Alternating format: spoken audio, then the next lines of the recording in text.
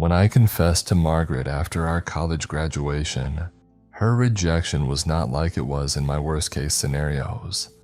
I almost would have preferred it if she had sneered at me, laughed at me, or done anything else that made me suddenly hate her guts. When I told her I had loved her from the beginning, her perfect smile stayed intact, but something in her blue eyes seemed to diminish. She was as polite as ever when she uttered a slow and considerate confirmation of my worst fears. I'm sorry, I don't feel the same. My reaction was not my worst-case scenario either. I nodded, wished her well, and walked away to talk to my friends. I only briefly glanced over my shoulder to see she had turned around and done the same, her blonde hair bouncing with her laughs as she carried out business as usual, without a care in the world for my steadily breaking heart. I still wasn't over her after a few months passed, but I never cried about it. I just kept a numb bitterness in my chest and hoped it would someday leave on its own. It was around this time that I met Ava Warner, a fellow employee at the office where I worked.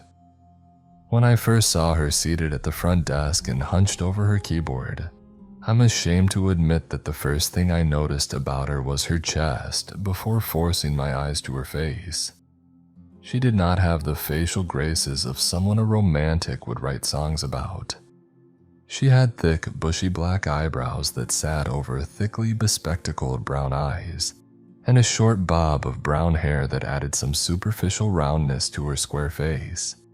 When she noticed me, she chatted up a storm about how it was nice to meet me, how the boss should be in his office, and to let her know if I needed help on my first day. Weeks at the new job turned to months, and soon Ava and I greeted each other by first name. I asked her out for coffee and she agreed to join me. I enjoyed talking to her.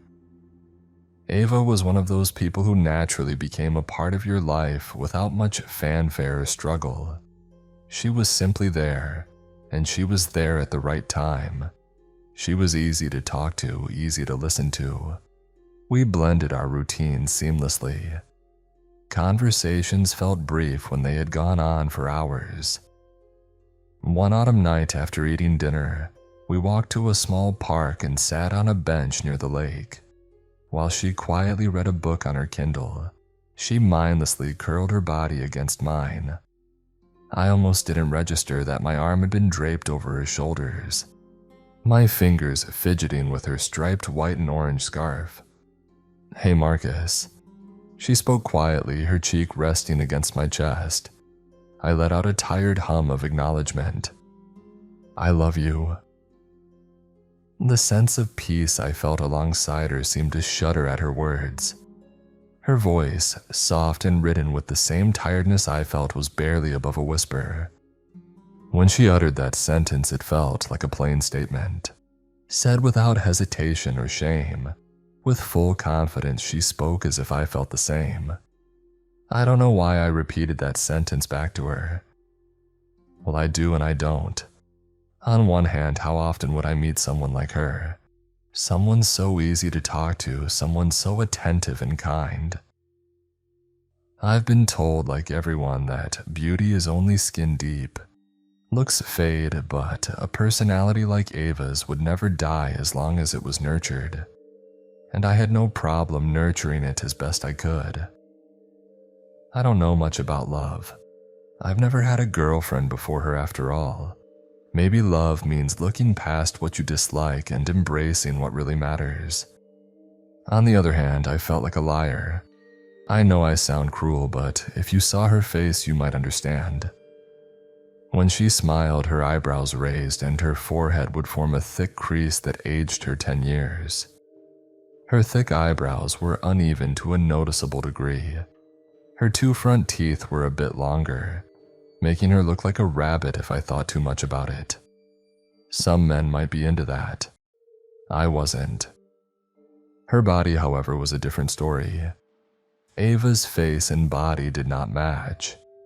It's like whatever powers of creation that bee popped the head off of a mediocre Midwesterner and stuck it on the body of a movie star.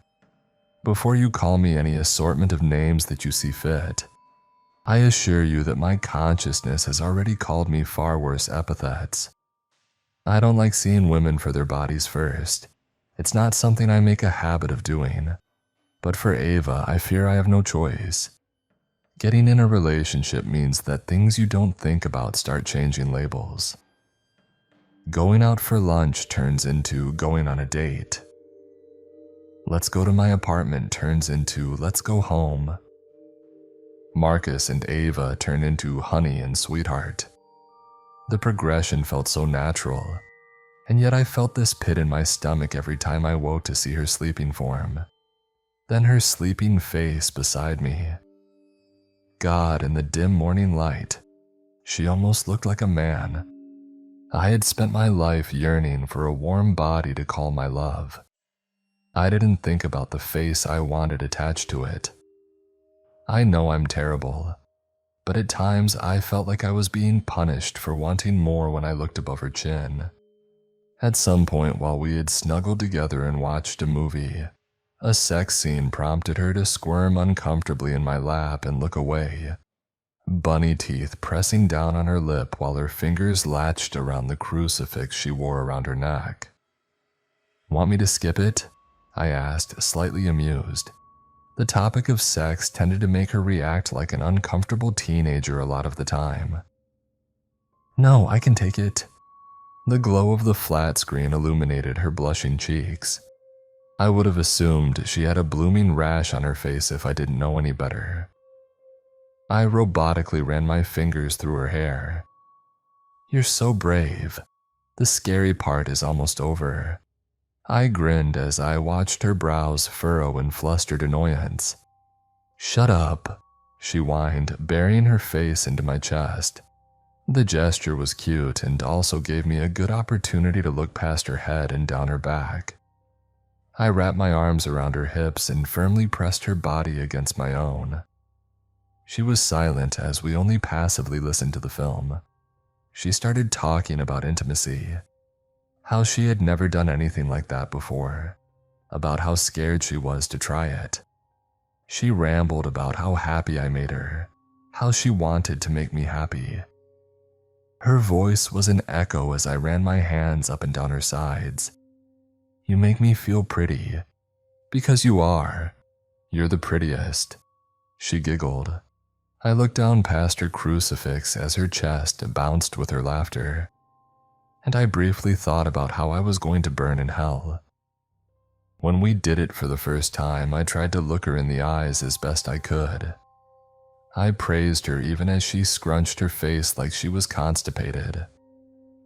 Whenever she closed her eyes, I took in blissful eyefuls of her nude form. I want to say that pleasing someone as wonderful as her made it all worthwhile. But as my eyes lingered longer on her better assets, I know that to be only half true.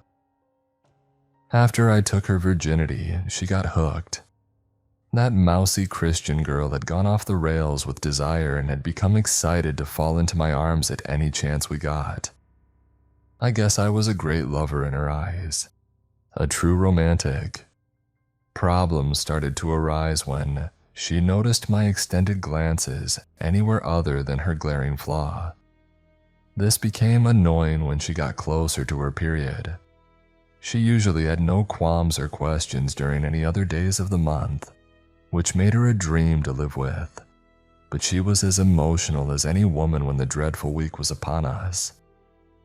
While we put new sheets on our bed, tears began to well in her eyes, and a scowl carved itself into her features. "What's your favorite part of me?" she inquired for the third time that night. "Your mind," I repeated, silently hoping that her incorrigible whining would fade away as she fell asleep. "Stop answering so safely," she cried, moving erratically as she fluffed her pillow. "I want a direct answer. You always talk so vaguely about me. I think you're handsome. I like your beard and your eyes."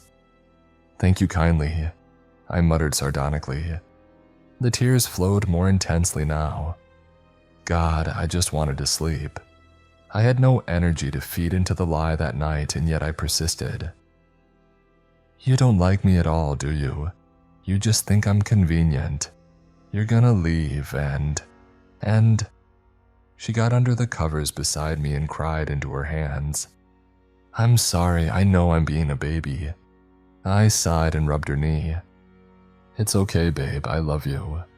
She wiped her tears away with her wrist, sniffling loudly. Just, do you still think I'm pretty? I know I sound paranoid. I just feel like you don't think I'm pretty anymore.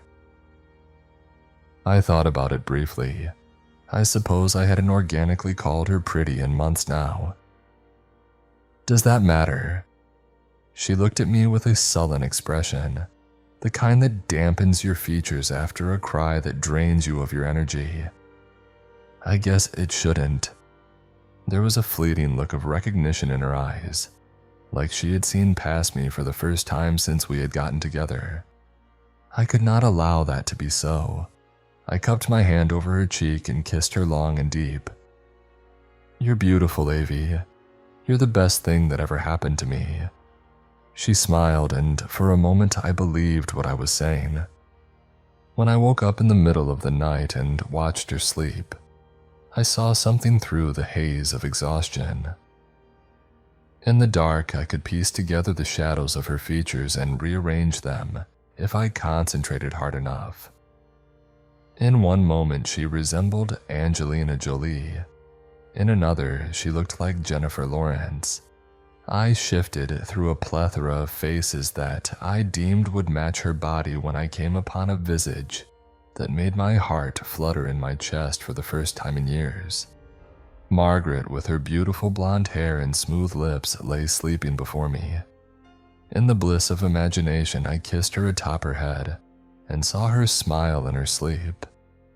I fell back to sleep feeling like a kid in love for the very first time. When I saw Ava in the kitchen the next morning, I was reminded of what she really looked like. I remembered what I did in the middle of the night when I heard her chipper humming and saw her dance and twirl as she cooked us breakfast. I guess I put her in a good mood. When she kissed me on the cheek as she served me eggs on toast, I involuntarily imagined Margaret again, and I grinned widely as I returned the affection tenfold. I had the best intentions. I wanted Ava to be happy. She deserved it. She deserved a man who valued her and made her feel pretty. If I thought hard enough, I could be just that kind of man without being fully dishonest. When we made love, my eyes had become glazed over in concentration. I worked hard to smooth out her features with a make-believe airbrush, trying to appreciate her natural features without pulling from a celebrity crush or a bygone opportunity, but ended up falling back on blue eyes and silky smooth hair. I don't want to admit how long I've done this for. I had become addicted to multiple perceptions that I had created of my girlfriend. The airbrushed version of her, the celebrity versions of her. In my mind, I felt like I was fixing her, like I was taking her apart and putting her back together the right way. Our kisses felt more meaningful now than they did when I was faced with her original visage. Now she could be anything I wanted from her and she didn't have to know. My Ava was truly perfect. The guilt came crashing into me one night when I woke up to her sleeping soundly in my arms. She laid face down on her pillow and drooled on my sleeve, the graceful dork. I thought about how long I had gone without appreciating her for how she was. I had spent a long time in my own deluded honeymoon phase, my harmless fantasy, that I hadn't seen her true face in weeks, months. I gently scooted her face up from the pillow to prevent her from smothering herself. I decided, from that point on, that I was okay with facing reality and living with Ava. The real Ava, whose skin was rough under my hand. When I came face to face with her, my blood ran cold. Ava's face looked to be sandpapered down to the bone.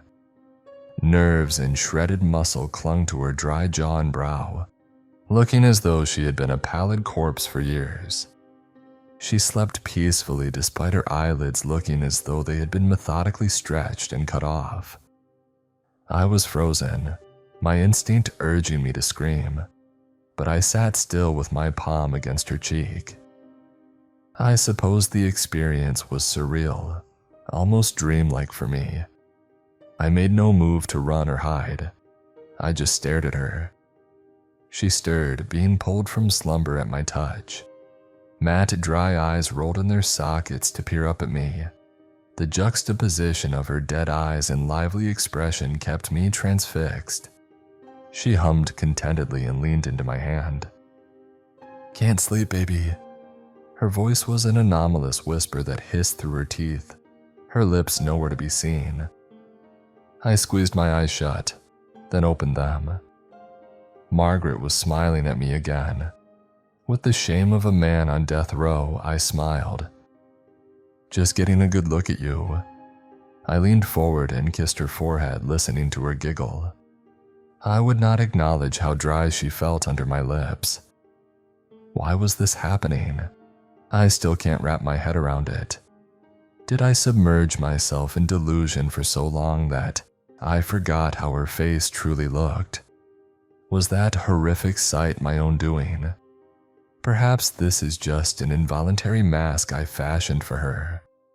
I was not aware that my imagination could be so vividly disturbing. I don't know how I fell asleep that night, but I was knocked out until noon.